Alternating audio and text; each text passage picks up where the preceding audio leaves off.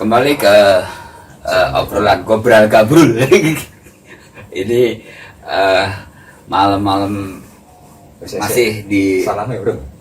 Ngapa nih? Oke salam kak. Salam lah, salam. Sebelum saya lanjutkan apa yang mau saya diskusikan dengan, aku manggilnya Mas Bro aja. Mas Bro Agus. Kalau Bro itu milenial. Jadi sebelum saya melanjutkan pembicaraan tentang yang menarik itu Mas, kemarin kita ngomongin itu Mas, Joko Tingkir Mas. Joko Tingkir lagi ya. Oke. Joko Tingkir. Nah, saya terima kasih buat para pemirsa yang sudah melihat juga, ada juga sing subscribe Mas. Subscribe. Ya, Kak. Alhamdulillah kita nambah subscribe. Juga yang komen. Itu saya tidak bisa sebutkan satu-satu, tapi insya Allah dengan keterbatasan waktu kita tetap appreciate dan kita membalas lah gitu. Oke Mas, kalau bicara Joko Tingkir tetap kita salaman lagi Mas. Salaman. Sudah berkakabe ya. Ini energi positif. Ya, kita baju resmi dan mudah-mudahan ini menjadi dasar karomah yang baik buat kita semua, juga buat penonton. Enggak, saya selalu mikir ketika sudah bicara tentang Joko Tingkir, saya tidak mau masuk pada dilema pro dan kontra, tetapi ketika ada yang pro dan yang kontra, kita coba lihat di tengah, ya Pak. Nah, lihat dari atas pro dan kontra ini, terus dasaran pro dan kontranya itu apa. Tapi menurut saya ini hal yang wajar. Ya. Ada hitam, ada putih Mas. Ya, hitam putih. Ono wong balancing ya, jinjang kan. Keseimbangan. Ono siang, ono malam. Ada siang, malam. Iya, ada siang, ada malam ya. Ono cantik, ono ra cantik. Ini kasusnya Joko Tingkir masih viral ini. Ya, masih viral. Tapi tanpa tersadari Mas Medi kita semua ini, Joko Tingkir berarti menghipnotis ya. Dari Sabang sampai Merauke. Nah, itu dengan Mas. keberadaan Joko Tingkir. Pokoknya saya gitu ya. Artinya begini, memang ada sisi hipnotis itu bisa terjadi karena yang pertama memang ada kemampuan media sosial Mas, untuk bisa menarik pemirsa mengetahui, ingin tahu lebih jauh tentang figur seorang Joko Tingkir, ya kan? Walaupun berawalnya dari lagu dangdut koplo, ya kan? Saya ulangi lagi, tapi itu jadi menarik. Ternyata ketika saya buka, saya pengen nyari Joko Tingkir Mas, salahnya Mas, di Google, di YouTube, yang keluar malah lagu nih Mas. Berarti tanpa tersadari, walaupun memang nanti ada kebenaran Joko Tingkir yang dimaksud itu seorang raja, misalkan ya, kan akhirnya kan mengarahnya ke situ nih ya, yang kontra ya. Tapi setidaknya kan bisa memberikan efek gitu ya, betul ya, efek magnetis, kayak istilahnya apa ya, kayak tersedot, kok pengen aku Joko Tingkir, walaupun akhirnya yang dangdut koplo itu, nggak tahu nih kemarin masih bilang jazz, ya siapa tahu nanti jazz juga bikin lagunya versi jazz, ya kan? Iya. Apalagi rock, ya terserah nih. Ya, walau-walau ini, ini cerita apa ini? Ya, Gabriel lagi tadi. Ya, jadi kan gini. Gabriel pemirsa. Saya selalu berpikir bahwa ketika ada hal yang viral kemudian yang menarik lagi Mas. Ya. Mungkin juga non sewu, mohon maaf ya. Ada yang sambil lalu Mas. Yang penting dengar lagunya enak, dia dengarkan. Ya. Tapi ada juga yang pengen menyelami Mas, menyelami siapa Joko Tingkir itu ya. Lahir tahun berapa, kemudian silsilah keluarganya, ada yang seperti itu. Kita berharap Mas, seluruh masyarakat Indonesia mau seperti ini Mas. Istilahnya tahu sosok Joko Tingkir apa itu ya, lebih dalam. Justru saya kedatangan Mas Agus nih kayak pemerentaknya, tolong jelas nih Mas. Berbeda gitu ya. Jadi figur Joko Tingkir supaya tapi kembali lagi gini Mas, literasi itu macam-macam. Kita dari Mas Agus, ada dari banyak, mungkin ribuan bahkan jutaan informasi tentang ini. Tapi mungkin ini kita salah satu Mas. yang Oke, bisa ya. menambah kasana, ya kan Mas? Oke. Oke, monggo Mas. Insya Allah seperti itu Mas. Betul. Memang kalau kita bicara Maaf saya merokok. literaturnya apa? Literasinya cerita Joko Tingkir memang banyak ya. Karena konteksnya gini, kalau bayangan saya cerita yang ada di Indonesia ini ya. Cerita sejarah apa Indonesia tuh kayak model parcel Mas Medi. Parcel kan kayak satu ini. Maksudnya parcel yang mainan itu iya, ya. mainan. Apa bener ya? Iya, Mainannya yang puzzle. Puzzle, sorry, bukan parcel, puzzle ya, puzzle. Nah ini saling mengingatkan gitu kan, namanya kebrul. Puzzle kan satu gambar nih tadinya nih, terus Iya. kita urai apa, coplok gitu ya, Coplok. Nah, coplok ini dia punya cerita gitu, masing-masing kan punya cerita nih, karena apa? Begitu kita gabungkan, ini jadi cerita utuh, betul ya? Punya bayangan nggak Mas Yedi ya? Punya ya. Nah Indonesia itu hampir kayak puzzle-puzzle yang berserakan. Dan masing-masing itu terus punya karakter ya. Gini lah, nggak saja kita ambil contoh aja ya untuk sebuah pemahaman yang puzzle yang banyak. Kalau kita bicara Joko, ini kembali ke Joko Tingkir lagi ya. Joko Tingkir. Ada nggak kira-kira ditanyakan di mana makamnya Joko Tingkir? Pertanyaan saya, satu aja apa ada beberapa tempat? Nah itu saya nggak tahu Mas. Kalau orang bilang karena ada beberapa tempat ini. Ya kalau nggak logisnya kan, kok masuk beberapa tempat sih? Harusnya kan satu namanya makam. Tapi kan ada istilahnya. Nanti kalau di Indonesia kan menjiwainya kan dengan ada petilasan, petilasan yang akhirnya dijadikan seolah-olah terus jukanya ada makamnya Joko Tingkir gitu. Nah ini salah satu aja, berarti karakter Joko Tingkir kan di mana-mana. Pak Mas Medi ya? Mungkin ini apa? Bekasi, mungkin ada di Bekasi, di Jakarta mungkin ya ada. Karena makamnya apa petilasannya? Ya, terus artinya bias ke makam. Padahal itu petilasan. Maksudnya kita sering nongkrong di sini. Nah, suatu saat tongkrongan ini bisa dijadikan identik dengan tongkrongan kita ini. Nah, itu kan nanti wallahu alam ya berapa puluh tahun atau yang akan datang. Nah, itu prosesnya seperti itu. Nah, kembali ke Joko Tingkir. Yang saya melihat itu memang unik Joko Tingkir. Karena kemarin kita bahas yang risalahnya ada kenabian ya, sampai istilahnya sampai ke Rasulullah. Ya, kalau kita kilas balik sebentar ya, Kalau teorinya dalam arti yang kita pahami, misalnya teori cerita ini kan banyak. Ada yang versi ini, versi itu, versi ini, versi itu masing-masing lah. Tapi kadang-kadang kita pakai logika akal aja karena mencermati. Misalkan ada dua nama, misalkan Mas Medi, ternyata di luar namanya si A. Ternyata begitu Mas Medi ketemu si A, kan nggak mungkin. Wong si A ini Mas Medi. Wah, nggak Mas Medi ya. Maksudnya kayak ada kesamaan gitu loh. Padahal itu aliasnya, istilahnya samaran. Ya itu tetap satu orang kan gitu. Ya kayak gini, Joko Tingkir, Mas Karebet. Berarti kan Mas Karebet itu ya Joko Tingkir. Betul ya. Nah, nanti begitu tuanya ada Sultan Hadiwijoyo. Ya Sultan Hadiwijoyo itu kan gelarnya. Ya itu Joko Tingkir. Gitu ya, itu dulu ya. Tapi kenapa lebih terkenal Joko Tingkirnya dibanding Mas Karebet ini? Ya karena pencapaian ke Hadiwijoyo, ke Sultan ini panjangnya di proses Joko Tingkir.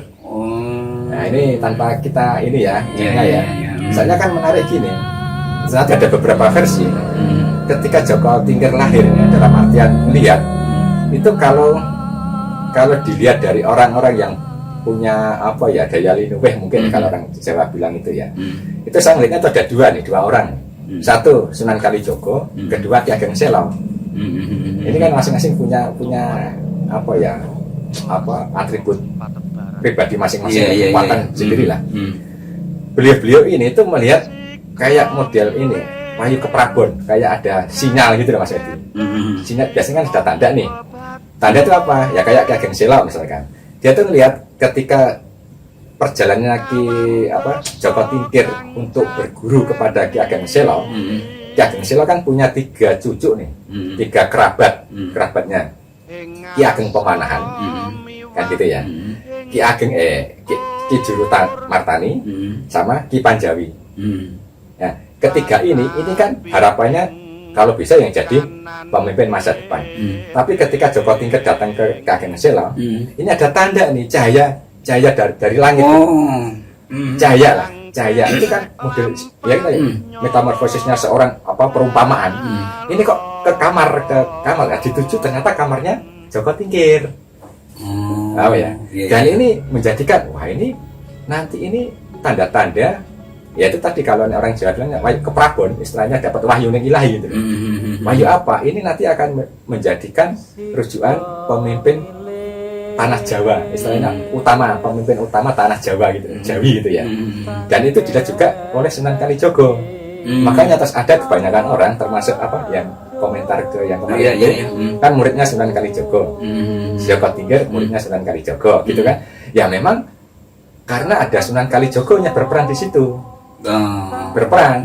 Sunan Kalijogo juga tahu bahwasanya remaja ABG ini, istilahnya Joko Tingkir yang ABG itu memang berpotensi untuk menjadi balelonya tanah Jawa untuk seorang pemimpin Sultan Hadiwijaya nantinya kan itu. Tahu ya, jadi kan sejarah nih. Nah, kalau kilas baliknya, teorinya begini, ada intrik politik di kerajaan Demak ketika ada kerajaan Islam Demak yang dipimpin oleh Sultan Trenggono. Gitu ya. Begitu dipimpin oleh Sultan Trenggono, ini tuh ada di Pengging, itu ada kepemimpinan yang mungkin kayak adipati itu gubernur atau bupati, pokoknya ada kekuasaan di bawah kekuasaannya Trenggono. Ini ada konflik. Konfliknya apa? Ya mungkin birokrasi kali ya, birokrasi perpolitikan, nggak tahu lah ini masalah apa. Yang jelas ini ada konflik, terus dijadikan ini masalah. Nah itu pemimpinnya Ki Ageng Pengging. Ki Ageng Pengging itu bapaknya Joko Tingkir gitu ya, Joko Tingkir. Nah, ketika Ki Ageng Pengging ini untuk menyelesaikan nggak bisa, ini versi ya. Ya dari kerajaan Demak ini kan mengutus Sunan Kudus, tapi ada versi juga bisa Sunan Ngudung. Nah, kalau Sunan Ngudung itu bapaknya Sunan Kudus, gitu ya, untuk memberikan kalau hukuman itu ke Sunan Pengging, ke Ki Ageng Pengging ini. Tapi Ki Ageng masih kekeh, dia berkeyakinan betul gitu loh. Tapi menjadikan hukuman itu dijatuhkan. Ada dua kalau saya melihat itu dua versi. Satu, dia dibunuh oleh Sunan Kudus dengan sikunya itu, karena ada kelemahan di siku atau sekarang pakai itu ditusuk, dia meninggal itu, padahal dia ampuh loh. Itu jadi kelemahannya ada kelemahannya. Yang kedua, versi kedua itu dia memang diri untuk menyelesaikan dirinya sendiri, jadi nggak dihukum ini karena dia nggak mau ke kerajaan Demak itu tadi, Mas. Menurut Mas Agus mana yang lebih? Ya mungkin bisa dua-duanya. Karena apa? Dua-duanya dalam arti satu kematian kan. Maksudnya saya ngambil kematian lepas dari dia legowokan diri atau dibunuh. Nah sekarang pertanyaan saya, ya kalau dia nggak menunjukkan kelemahannya, kan berarti masih balik loh, maksudnya masih kebal gitu kan. Betul ya, berarti dua-duanya sebetulnya kan sama ini. Misalkan Mas Medi, ya udah ini aku tak legowokan gitu, ya kan? Nah, berarti melukai dulu ininya. Iya, nah, istilahnya di sikunya. Pakai, ya itu kan ada model-model inilah, cerita-cerita Jawa kuno model kan ada seperti itu. Nah yang menarik, dia kan dari artian kewalian itu kan memang ada identiknya Sesiti Jenar itu. Kalau di cerita-cerita kita lihat di TV, di biskop atau apa, kan kebukaan kan memang muridnya Sesiti Jenar. Terus akhirnya kekeh membenarkan ajarannya Sesiti Jenar. Nah, supaya nggak salah persepsi para wali songo ini, termasuk Sunan Kudus ini. Nah ketika ada kematian, berarti Joko Tingkir kan nggak punya ayah toh? Iya. Dan ini yang saya maksud, itulah muncul Sunan Kalijogo. Karena apa? Saya melihat sosok Sunan Kalijogo ini sebagai apa ya, Mas? Karena sejak awal sudah melihat tanda-tanda Joko Tingkir ini. Mungkin saya belum. Karena apa? Ada karakter Sunan Kalijogo itu, dia itu nggak balelo ke misalkan kalau bunuh nggak bunuh. Dia tuh kadang-kadang dari belakang dulu membackup. Padahal kan Sunan Kudus itu, ya kan? Begitu Sunan Kudus, anggap aja nih sekarang ya ini mungkin salah argumentasi saya, tapi insya Allah saya berargumentasi begini. Ketika Sunan Kudus membunuh Ki Ageng Pengging, anggap aja lah dihukum gitu kan. Terus Joko Tingkir ini kan sedih gitu, dihibur oleh Sunan Kalijogo supaya tidak, ya itu kematian ayahnya kemungkinan. Karena apa? Dan itulah guru pertama kalinya Joko Tingkir dianggap guru karena dia bisa memberikan tataning ati. Tataning ati nih Joko Tingkir gitu loh. Itu ya, lalu ya. Nah terus proses. Dan itu ada gambaran di usia berapa? Usia mungkin ya masih kayak ABG itu nek 15 belum. Perkiraan saya belum 15. Soalnya dalam era 10 tahunan itu kan pasca rebet terus nanti diadopsi ya, istilahnya diadopsi sama jadi lama dari Sunan Kalijogo itu merawat Joko Tingkir cukup lama juga. Mungkin. Nah ini waktu kan kadang-kadang nggak ada dalam literatur sejarah ya. Terus akhirnya Joko Tingkir begitu gede ini kan dia bukan berguru. Misalnya ada teman-teman bapaknya itu ya, karena pada skenario Ki Ageng Pengging terus punya sahabat namanya Ki Ageng Tingkir, dua-duanya ini muridnya Syekh Siti Jenar gitu ya. Nah Ki Ageng Pengging punya kakak namanya Ki Kebo Kanigoro atau Ki Pengging Banyu Biru. Nah, itu gurunya si siapa merguru, artinya dia merguru sama ini. Tapi setidaknya gurunya Joko Tingkir kalau saya tangkap dalam sejarahnya itu memang ada 3. Satu Sunan Kalijogo kalau dia pertama kali, karena apa?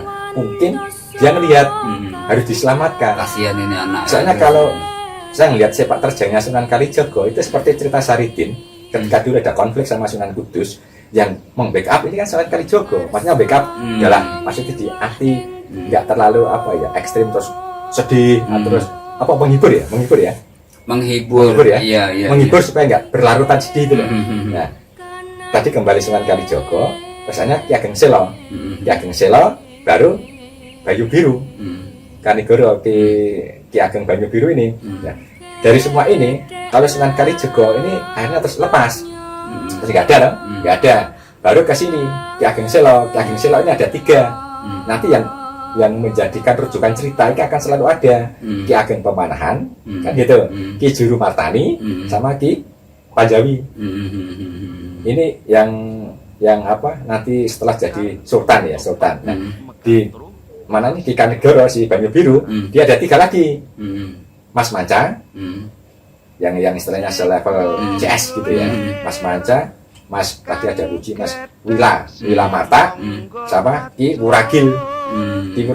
Masing-masing ada 3. Nah, ketika Sultan Joko Tingkir jadi sultan, 3 ini kan terjadi menterinya, menteri mancanegara. Mas Manca jadi menteri, mungkin menteri luar negeri kali ya, mancanegara kan mungkin lagi. Ini jadi ngabehi, si 2 orang tokoh ini ngabehi, terus nanti proses kekerajaan pajangnya. Nah, yang menarik dari 3 Ki Ageng Selo itu setelah Hadiwijoyo jadi sultan kan ada perebutan kerajaan Demak, ada Arya Penangsang itu.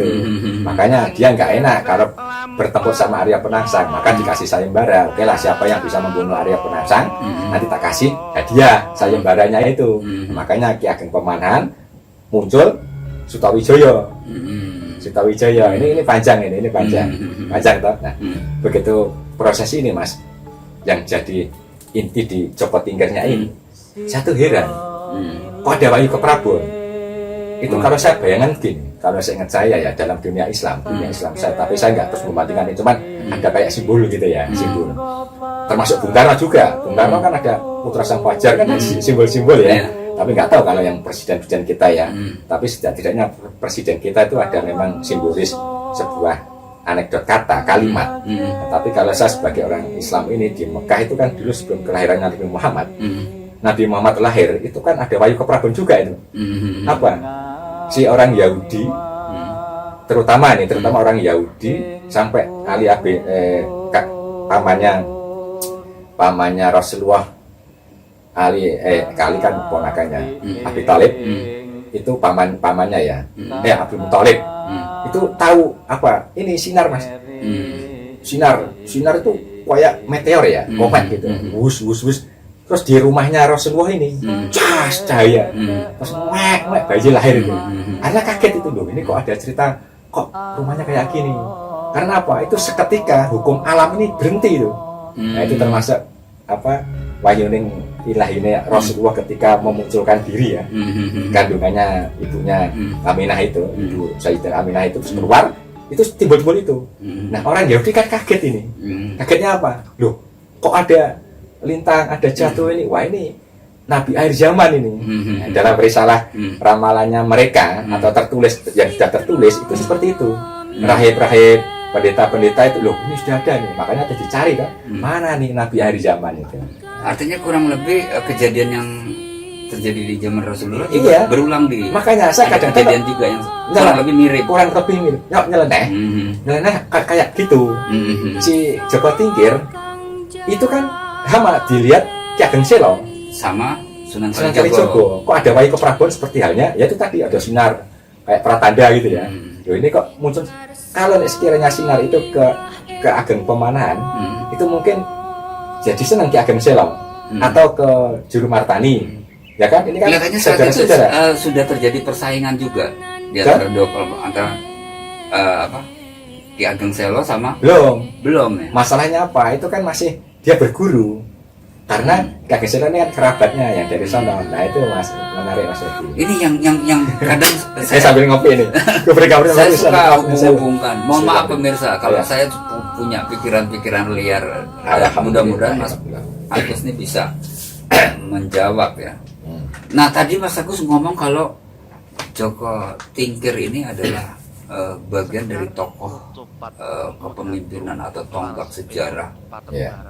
raja-raja di Jawa ya. Ya.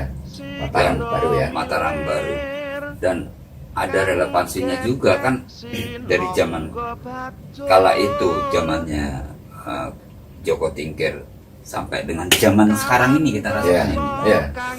Itu fasenya cukup panjang ceritanya. Nah, kasana yang muncul di media sosial, di banyak tokoh-tokoh dan khalayak umum tentang Joko Tingkir ini kan agak abu-abu, Mas. Artinya bukan saya menyatakan bahwa apa yang dinyatakan itu benar, karena risalahnya itu saya nggak tahu nih bersumbernya dari mana, Mas. Nah, gini, ini menarik nih. Risalah nanti. Bersumbernya artinya kan banyak juga tuh. Mohon maaf, Ya. Mas.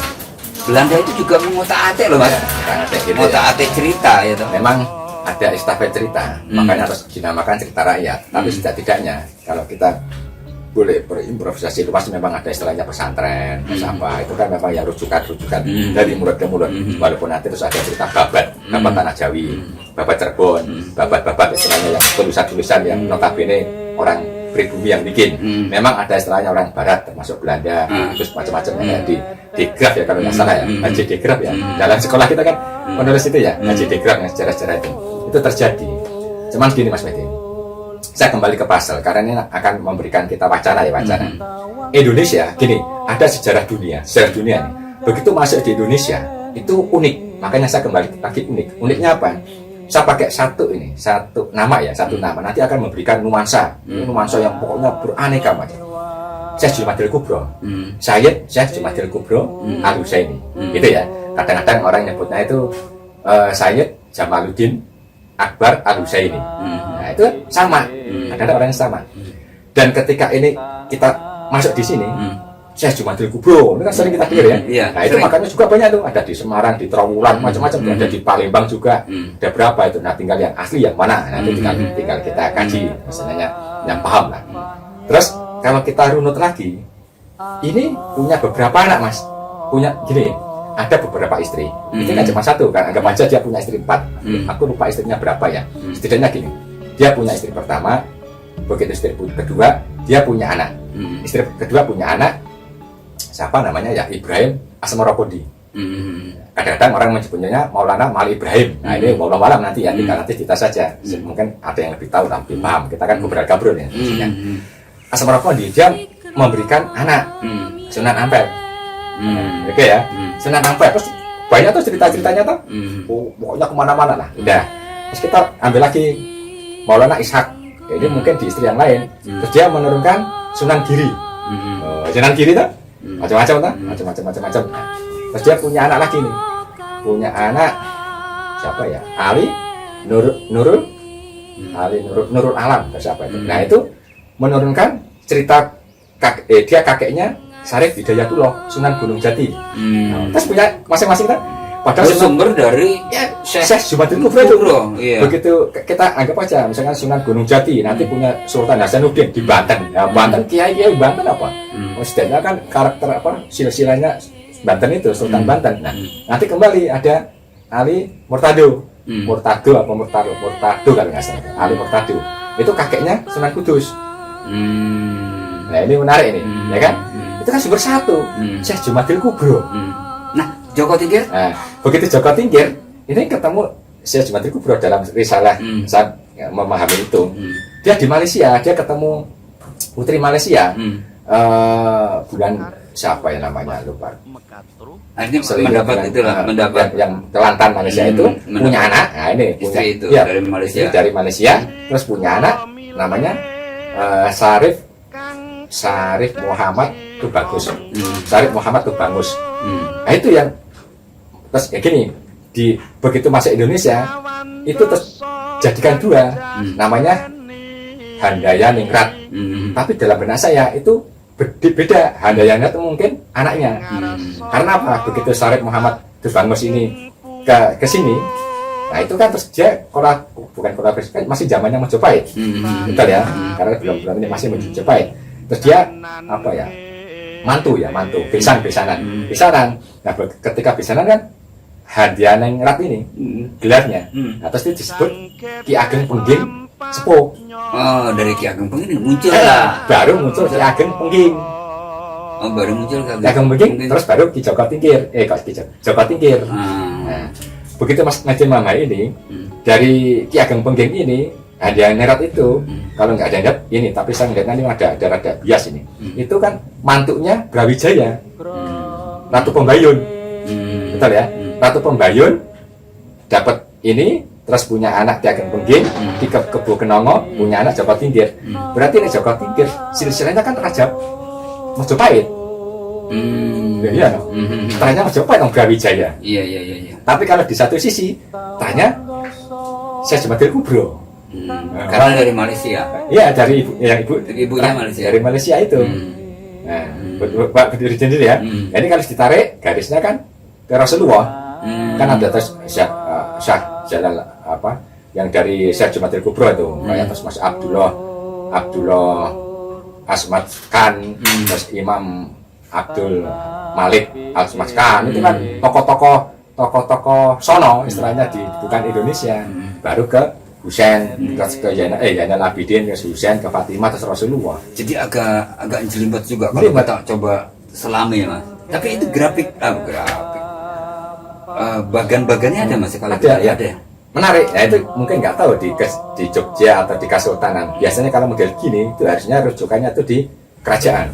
Nah, kerajaan sini kan kita lihat kerajaan Cirebon, apa di Yogyakarta, ya pokoknya ada kerajaan harus punya punya silsilah. Nah, kalau lebih mantap ya di situ. Kalau gini kan kita keberagabrul nih. Nah, iya. Kembali ke keberagabrul, dan saya juga menyampaikan ke pemirsa bahwa apa yang kita sampaikan itu sebagai ungkapan perasaan kita saat ini, tidak ada tendensi apapun dalam konteks apapun masuk dalam pasana pro dan kontra. Betul kan, Mas? Kita nggak masuk pada lingkaran itu, tetapi ini sebagai, kalau bahasa saya, menjeledrehkan, Mas. Ya, menjeledrehkan. Dalam versi kita. Banyak loh, ceritanya masih banyak, tapi masih kan ada ya. Ya, tapi ini enggak gini. Ada yang satu pertanyaan yang ini menggelitik lagi perasaan saya. Kenapa di era tahun 2022 ini muncul nama Joko Tingkir, Mas? Kan risalahnya tuh cerita soal ketokohan masa lalu tuh banyak sekali, Mas. Kenapa muncul apa nih? Ya mungkin kita nggak juga, tapi setidak-tidaknya spirit Joko Tingkirnya ada kali. Soalnya apa? Dari kita ngelihat cerita Joko Tingkir itu kan kerajaan Demak yang berkuasa saat itu. Dalam arti apa? Joko Tingkir kan mantu, betul ya? Mantunya Sultan Trenggono. Karena apa? Ratu Mas Cempoko itu anaknya Sultan Trenggono, dapat Joko Tingkir. Berarti kalau seandainya, aku juga tahu nih kalau dalam silsilah kerajaan, kalau wafat apapun Trenggono nggak ada, bisa nggak Joko Tingkir ini jadi raja?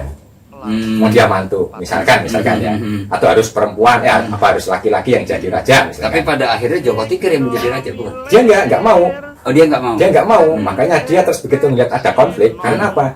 Ternyata di kerajaan Demak ini ada konflik antara Arya Penangsang sama Sunan Prawoto sama anaknya. Makanya Sunan Prawoto yang anaknya Trenggono kan dibunuh oleh Arya Penangsang. Karena bapaknya Arya Penangsang dibunuh oleh Sunan Prawoto. Nah ini intrik-intrik politik, Mas. Ya.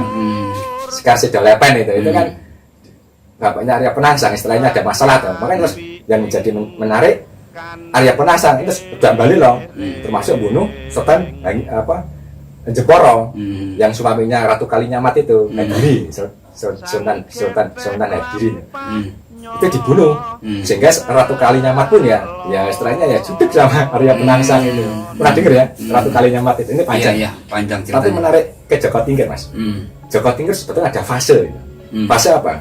Ketika dia ke Demak, dia tuh menemui pamannya, namanya Gondo Mustoko kalau nggak salah, Gondo Mustoko. Gondo Mustoko itu kan istilahnya orang tokoh penting di masjid Demak yang jadi ini, terus dia datang, terus bantuin lah. Suatu saat Sultan Trenggoni datang, wah ini kan harus steril jalan, maksudnya ada raja mau lewat. Joko Tingkir ini nggak bisa ngapa-apa karena di belakangnya ada kolam. Terus dia lompat ya, karena dia sudah gesit, istilahnya apa ya, jago bela diri mungkin ya. Terus ilmu kanuraganya kuat, sampai terpesona nih Sultan Trenggono ini siapa? Joko Tingkir, saudaranya apa nih, yang Gondo Mustafa itu tadi. Pesannya diangkat nih Joko Tingkir, diangkat jadi pimpinan prajurit Tamtama, jadi lurah Tamtama ini, yang apa keprajuritan gitu ya. Nah, satu saat ya ini kembali masalah cinta, ada nuansa romantis. Makanya kalau dibikin film seninya bagus juga nih Joko Tingkir nih. Cinta romantis, Mas. Sama anaknya itu Sultan Trenggono, Ratu Mas Cempoko. Padahal dia kan baru prajurit nih. Iya. Ya kan? Ada cinta ya, intrik cinta ya. Nah, tapi ada kasus. Ada dua nih pilihan. Enggak tahu nih masalah cinta atau masalah yang ini tadi. Terus dia kan membuka nih, buka lowongan. Wih, masyarakat setempat, ayo pada masuk apa nih, kayak akabri itu apa namanya, Tamtama, ayo masuk. Nah begitu masuk, ini ada nih salah satu akademi ya, tokoh namanya Dadung Awu, kalau nggak salah nih Bang saya, Dadung Awu. Tapi ini jagoan nih Dadung Awu nih, kebal lah. Pokoknya Dadung Awu itu kemelite, kalau orang Jawa itu kemelite, kayak kesombongan, pokoknya angkuh. Udah dites, supaya memang balelot ya. Tapi begitu lihat ini, si siapa Joko Tingkir tuh gimana mau agak ini meleret ya? Agak akhirnya ada jiwa mudanya kali ya, ini kan masih muda nih Joko Tingkir nih. Singkat cerita mau dikasih itu Mas Medi kinang, daun kinang ya, sadak kinang. Itu langsung mati. Si Dadung Awu itu, padahal dia kebal loh. Kayak dia yang gini, Joko Tingkir itu memang pinter, ulik, strategi, jagoan, ilmu kanuragan tinggi. Meninggal. Akhirnya Sultan Trenggono marah. Karena apa? Wah, kamu kok malah bunuh gini? Wes pokoknya akhirnya dipecat lah ceritanya gitu. Pecat ya Joko Tingkir. Nah Joko Tingkir dipecat. Masih ada hubungan cinta dengan anaknya? Sebetulnya masih. Tapi kan ya ini antara cinta, apakah gara-gara cinta nggak terima Sultan karena anakku anak bangsawan kok dapat kamu misalkan, atau membunuh dari nah intrik yang memasuki Joko Tingkir seperti itu. Yang benar yang mana tinggal nanti prosesnya. Akhirnya keluar tuh. Nah aja nih.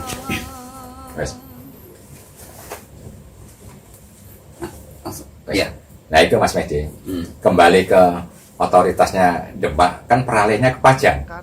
Berarti secara sistem pemerintahan ya, sistem pemerintahan masuk di Pajang, sehingga Pajang ini memunculkan karakter kerajaan yang mulai istilahnya berkembang. Iya, mulai berkembang karena menggantikan posisi di Demak.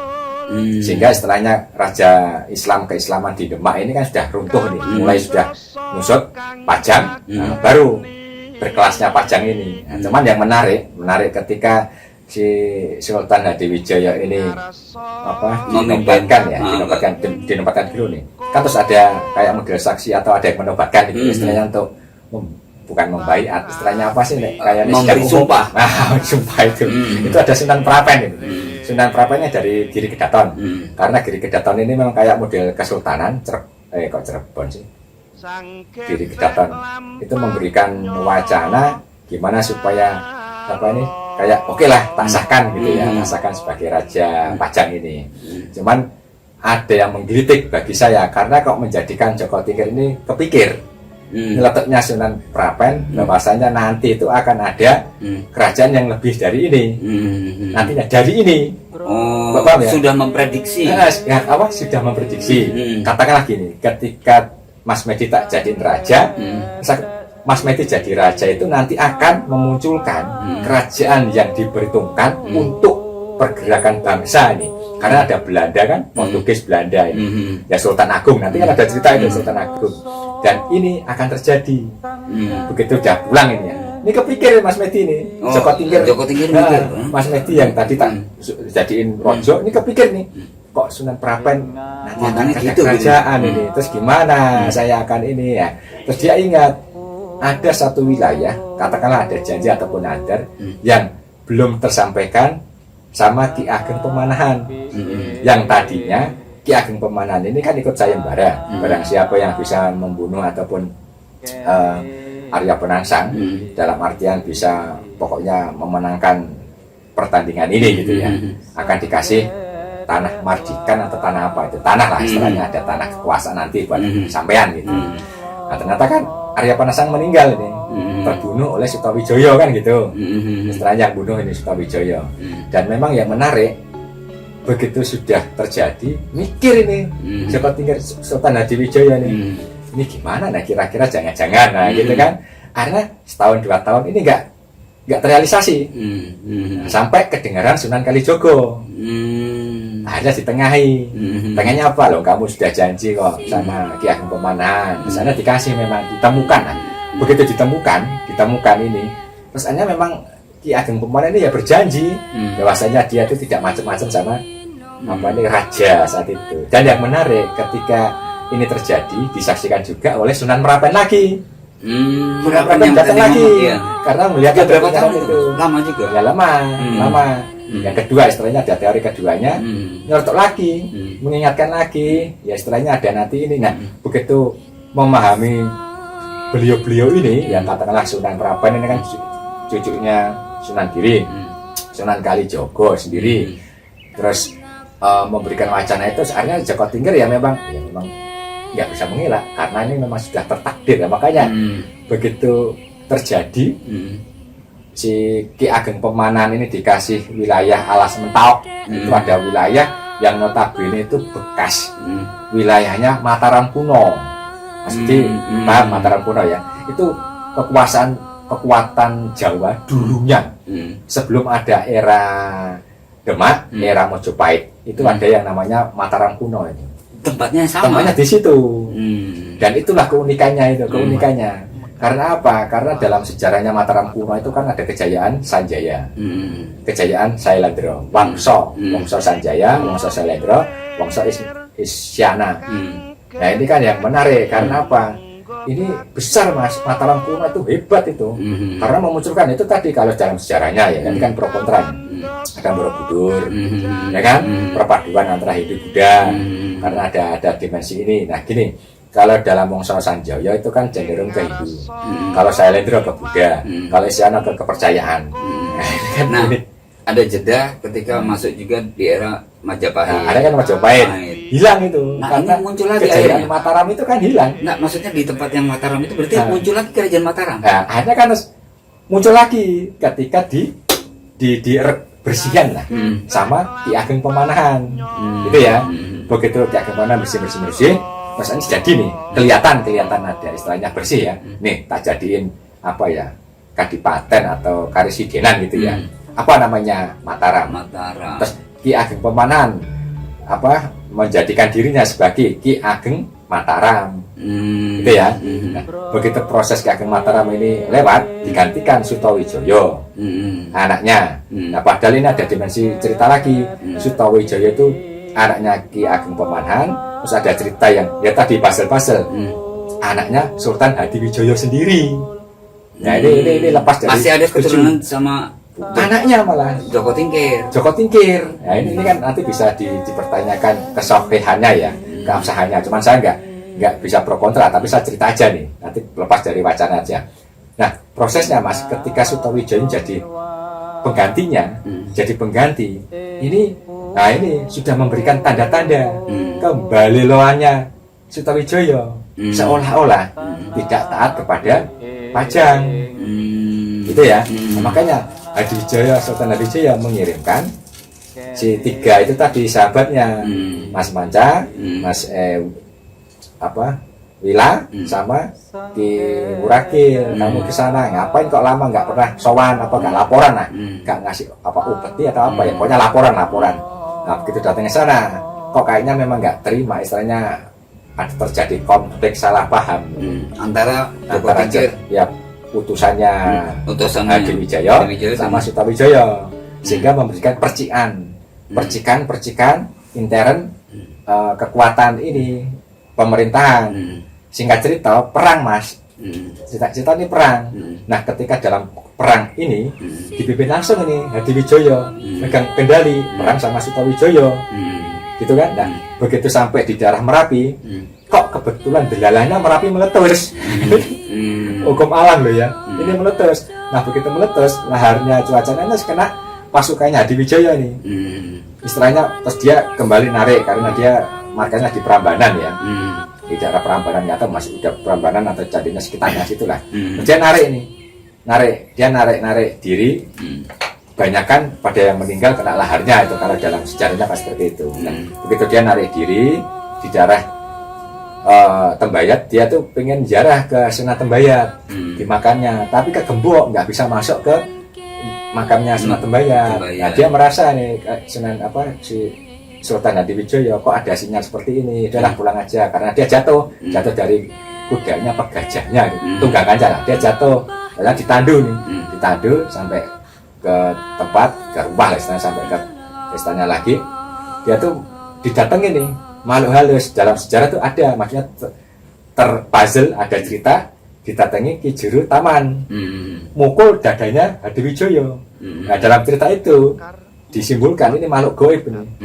Makhluk goib. Ini percaya nggak percaya ya? Yang nggak percaya demit gitu ya. Nah sebenarnya ini dadanya Sutawijaya. Udah gitu. Kenapa? Sama Sutawijaya juga sakti.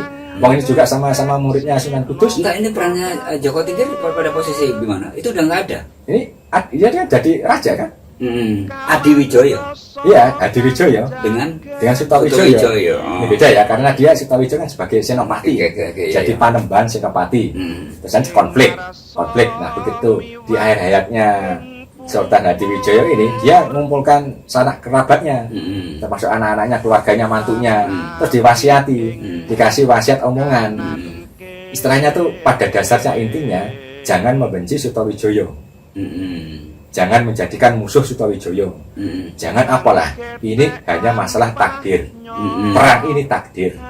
Jadi jangan kau benci istilahnya Sutawijaya ini, jangan terus dilangsungkan pertempuran lagi gitu loh Mas.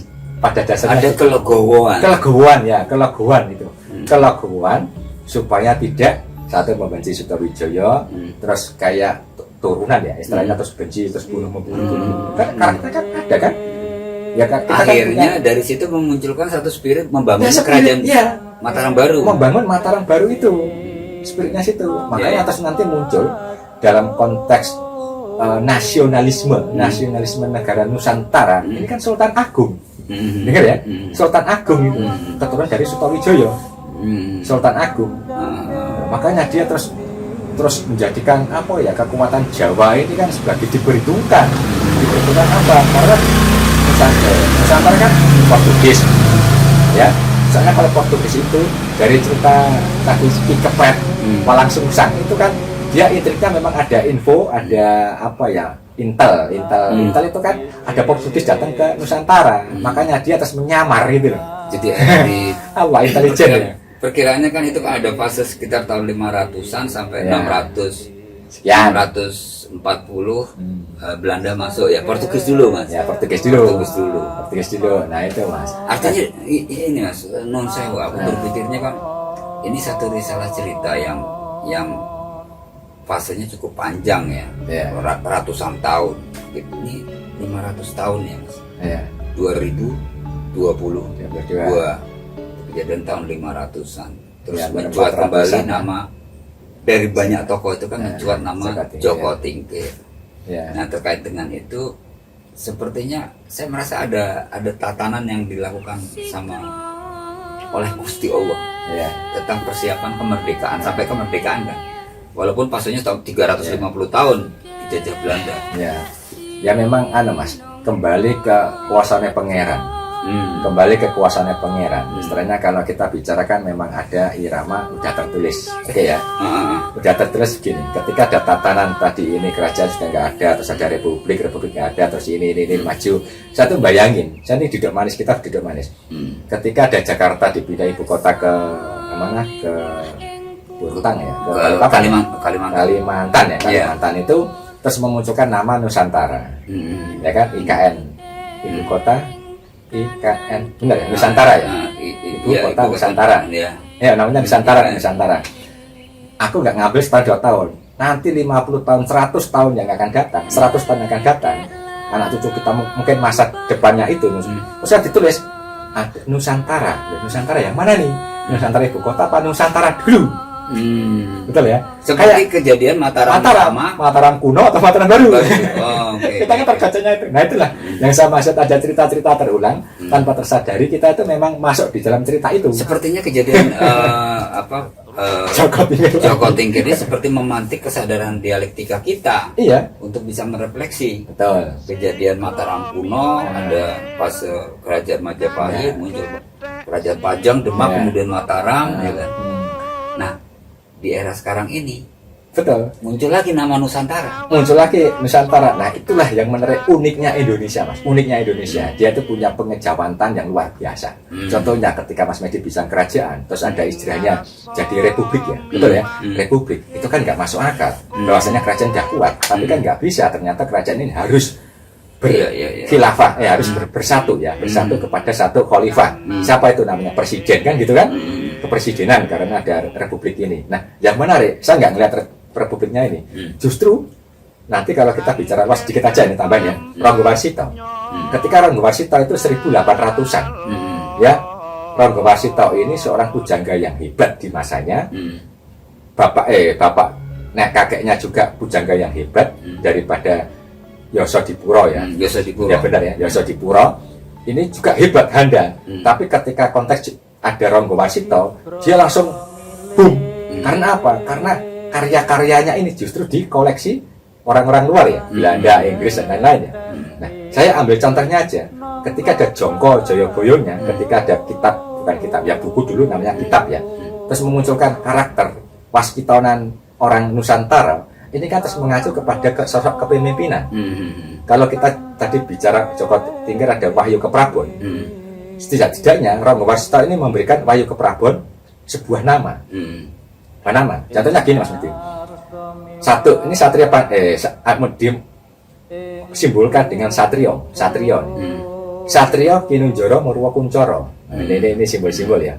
Satrio Kinunjoro Murwa Kuncoro. Satrio Mukti Wibowo Kesandung Kesampar. Satrio Jinumput Semula Atur. Satrio Lelono Topo Ngrame. Satrio Piningit Hamong Tawu. Satrio Boyong Pambukaning Gapuro. Satrio Pandito Sinisian Wahyu. Ini 7 ramalan ataupun waskita tulisan. Sama seperti hanya Merapen, sama sepertinya Sunan Kalijogo, Ki Ageng Selo ketika melihat sosok Joko Tingkir. Nah, Ronggo Warsito sama melihat Indonesia. Tapi setidaknya ini terwujud dari khasanah kerajaan kita di Jawa. Nah, nanti kan kita bisa uji nih. Siapa itu? Satrio Kinunjoro Murwa Kuncoro, ternyata Bung Karno. Kalau kita kotak gaduknya kan gitu. Satrio Mukti Wibowo Kesandung Kesampar, Pak Harto. Ini kan nggak logis. Tapi kan tidak ada. Nah, ini kapan-kapan kita ulas. Tapi kejadiannya sama seperti ketika pelantikan Joko Tingkir disampaikan oleh Sunan Merapen itu. Artinya ada sinyal-sinyal yang menjadi pertanda-pertanda gitu. Iya Mas, ini kita ngobrolnya udah panjang lebar. Tetapi mudah-mudahan ini tidak bosan ya pemirsa ya. Kita bisa ini bagian yang mudah-mudahan senang nih. Iya, bukan bagian yang menjemukan, karena bagaimanapun apa yang kita sampaikan ini juga tidak hanya menjadi kasanah buat mungkin kalau kita masih punya interesting Mas, kita punya keinginan tahuan. Tapi generasi di bawah kita Mas, yang sudah sibuk dengan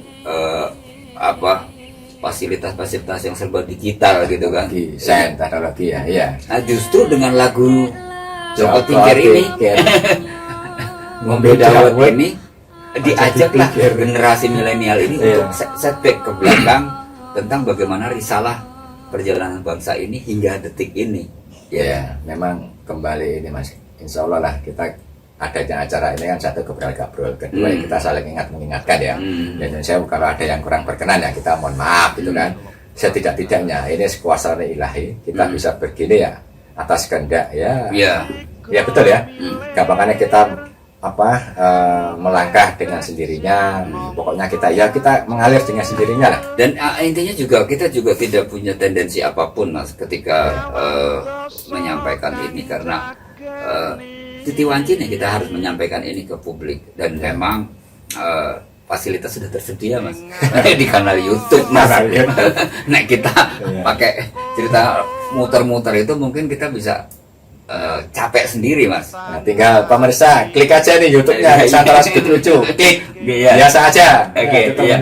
Jadi baik, terima kasih buat para pemirsa dan terima kasih Mas Agus. Oke, salam juga. Ya, amin. Matursun Mas. Dan barokah. Kita tunggu lagi kehadiran Mas Agus di podcast berikutnya. Wassalamualaikum warahmatullahi wabarakatuh. Waalaikumsalam.